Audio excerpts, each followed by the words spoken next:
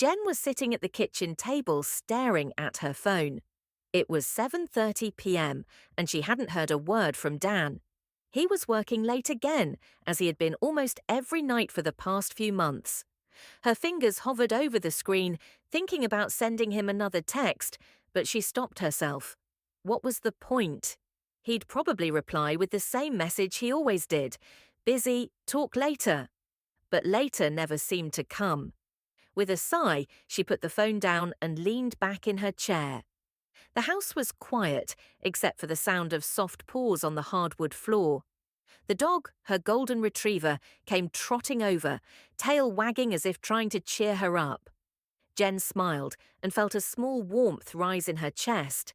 At least the dog was always happy to see her. "Hey, boy," she whispered, patting her leg. The dog quickly came to her side and nuzzled his head into her lap. Jen stroked his soft fur, her fingers running through his golden coat. "Looks like it's just us again tonight." She got up and walked into the living room, the dog following close behind, always eager to be close. Jen settled down on the couch and grabbed the remote, flicking through the channels with little interest.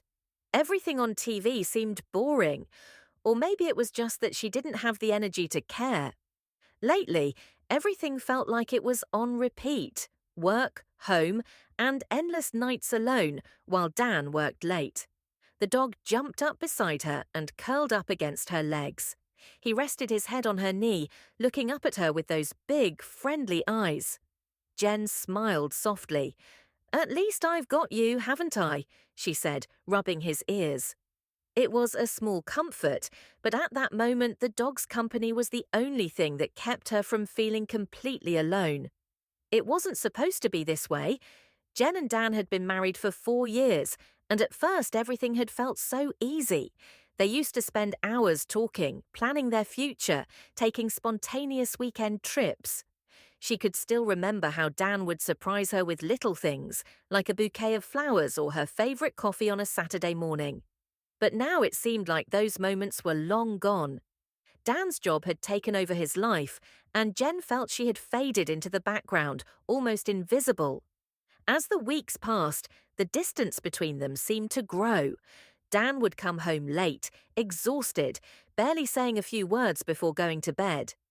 Jen tried to talk to him, tried to get him to open up, about work, about why he was always so distracted, but their conversations never went anywhere.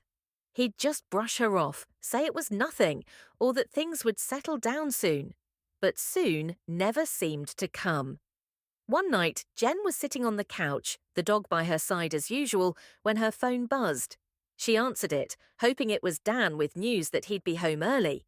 But it was just another text from him saying, "I'll be late, don't wait up."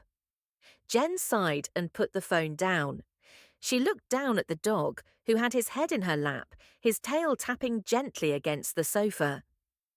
"You know," she said quietly, "you're starting to feel like the only one who's here for me anymore."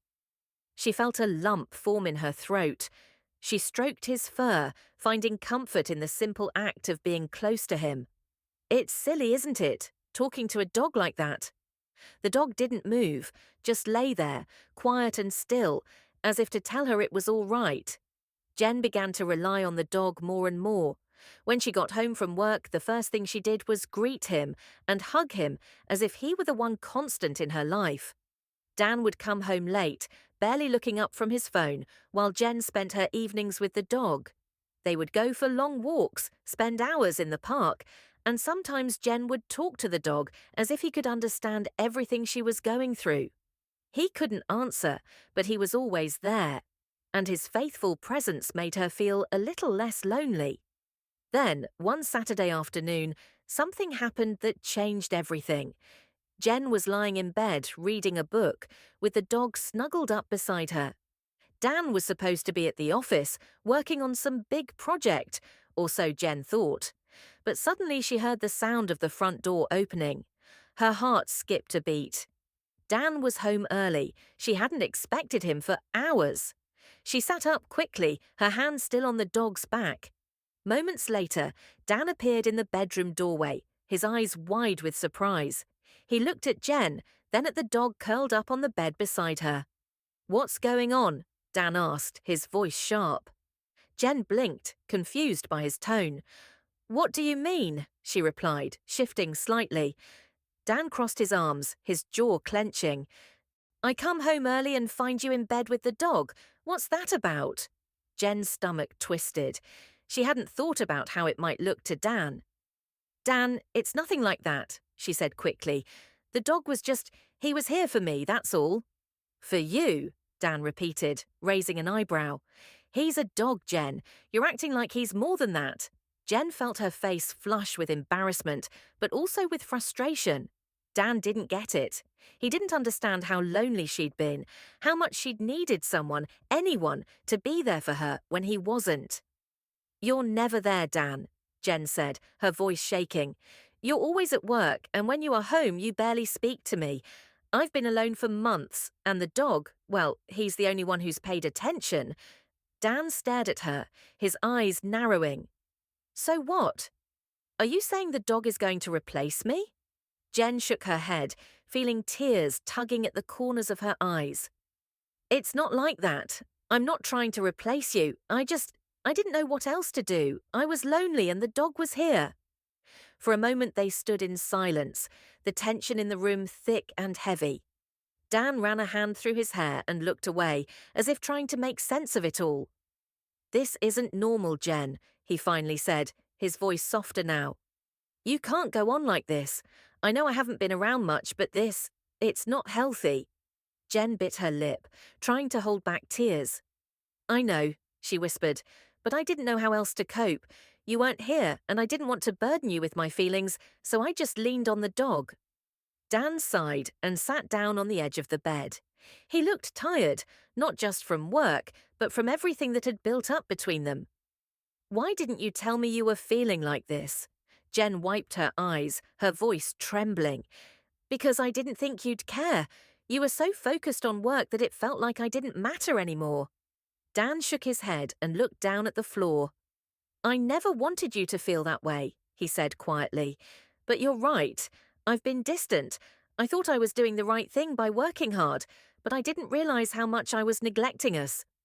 Jen sat down beside him, her heart heavy with the weight of all that had gone unsaid.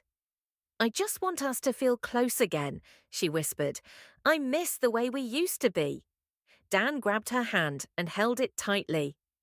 I miss it too, he said quietly. Maybe we can try to make it right. I know it won't be easy, but I don't want us to keep drifting apart. Jen nodded, feeling a glimmer of hope. I don't want that either. In the weeks that followed, Jen and Dan began to rebuild what had been broken. They went to counselling, talked about their feelings, and slowly began to reconnect. It wasn't perfect, but it was a start.